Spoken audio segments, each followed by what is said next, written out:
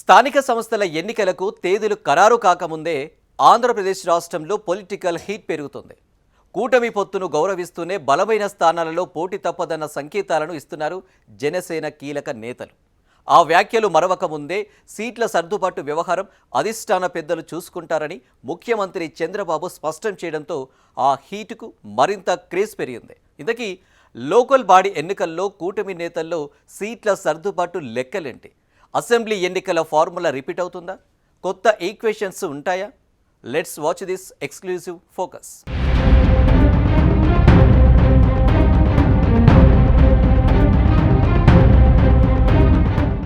ఏపీలో స్థానిక సంస్థల ఎన్నికల నేపథ్యంలో ముఖ్యమంత్రి చంద్రబాబు చేసిన వ్యాఖ్యలు కూటమి రాజకీయాల్లో కొత్త చర్చకు తెరలేపాయి.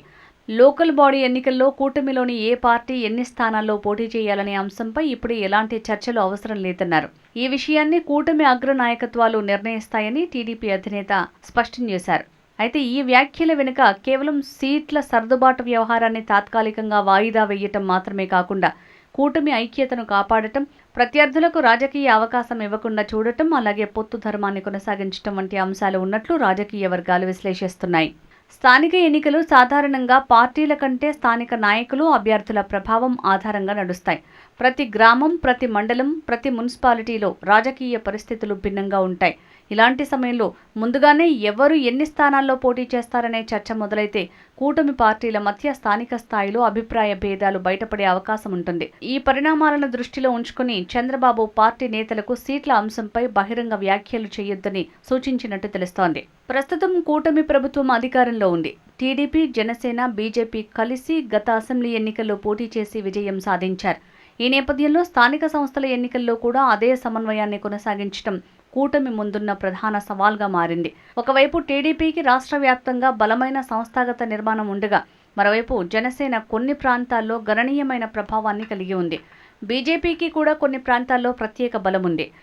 ఈ మూడు పార్టీల వాస్తవ బలాబలాలను పరిగణనలోకి తీసుకుని సీట్ల సర్దుబాటు చేయాల్సిన అవసరం ఉందని కూటమి నాయకత్వం భావిస్తున్నట్లు తెలుస్తోంది.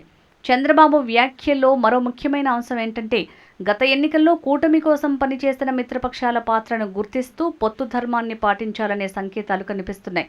స్థానిక ఎన్నికల్లో కూడా కేవలం సంఖ్యాపరంగా కాకుండా కూటమిలోని ప్రతి పార్టీకి తగిన ప్రాధాన్యం కల్పించే విధంగా నిర్ణయం తీసుకునే అవకాశం ఉందని రాజకీయ వర్గాల్లో చర్చ జరుగుతోంది. ముఖ్యంగా కొన్ని ప్రాంతాల్లో జనసేన బలాన్ని పరిగణనలోకి తీసుకుని ఆ పార్టీకి గతంతో పోలిస్తే ఎక్కువ అవకాశాలు కల్పించే అంశాన్ని కూడా నాయకత్వం పరిశీలించే అవకాశం ఉందనే అభిప్రాయాలు వ్యక్తమవుతున్నాయి. అయితే సీట్ల పంపకం విషయంలో ముందుగానే స్పష్టత ఇస్తే ప్రతిపక్షాలకు రాజకీయ ఆయుధంగా మారే అవకాశం ఉందని టీడీపీ అధినాయకత్వం భావిస్తున్నట్లు తెలుస్తోంది. ముఖ్యంగా కూటమిలో సీట్ల విషయంలో విభేదాలున్నాయనే ప్రచారానికి అవకాశం ఇవ్వకూడదనే ఉద్దేశంతోనే చంద్రబాబు ఈ అంశాన్ని అగ్రనాయకత్వ స్థాయిలోనే పరిష్కరిస్తామని స్పష్టం చేసినట్టు అర్థమవుతోంది.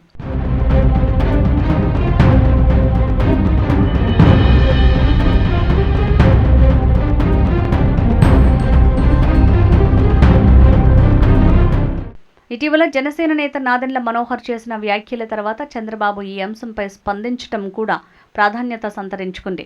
అయితే ఇరు పార్టీల మధ్య భేదాభిప్రాయాలు ఉన్నాయని భావించాల్సిన అవసరం లేదని, బహిరంగ చర్చల ద్వారా కాకుండా సమన్వయంతో నిర్ణయాలు తీసుకోవాలనే ఉద్దేశంతోనే ముఖ్యమంత్రి ఈ వ్యాఖ్యలు చేసినట్లు పార్టీ వర్గాలు చెబుతున్నాయి. కూటమి మధ్య విభేదాలు సృష్టించేందుకు ప్రయత్నాలు జరుగుతాయి. ఎవరూ వాటికి అవకాశం ఇవ్వొద్దు అనే చంద్రబాబు వ్యాఖ్యల్లో ప్రధానంగా కనిపిస్తున్న అంశం ఇదే. కూటమి ఐక్యత దెబ్బతింటే రాజకీయంగా లాభపడేది ప్రతిపక్షమే అన్న అంచనాతోనే ఆయన పార్టీ శ్రేణులకు స్పష్టమైన సందేశం ఇచ్చినట్లు తెలుస్తోంది. వైసీపీకి ఎలాంటి రాజకీయ అవకాశం ఇవ్వకుండా కూటమి ఐక్యతను ఎన్నికల వరకు కొనసాగించడం చంద్రబాబు ముందున్న ప్రధాన లక్ష్యంగా కనిపిస్తోంది. స్థానిక స్థాయిలో చిన్న చిన్న అసంతృప్తులు, సీట్ల కోసం పోటీలు, నాయకుల మధ్య విభేదాలు బయటికి వస్తే వాటిని ప్రతిపక్షం తమకు అనుకూలంగా మలుచుకునే అవకాశం ఉంటుంది.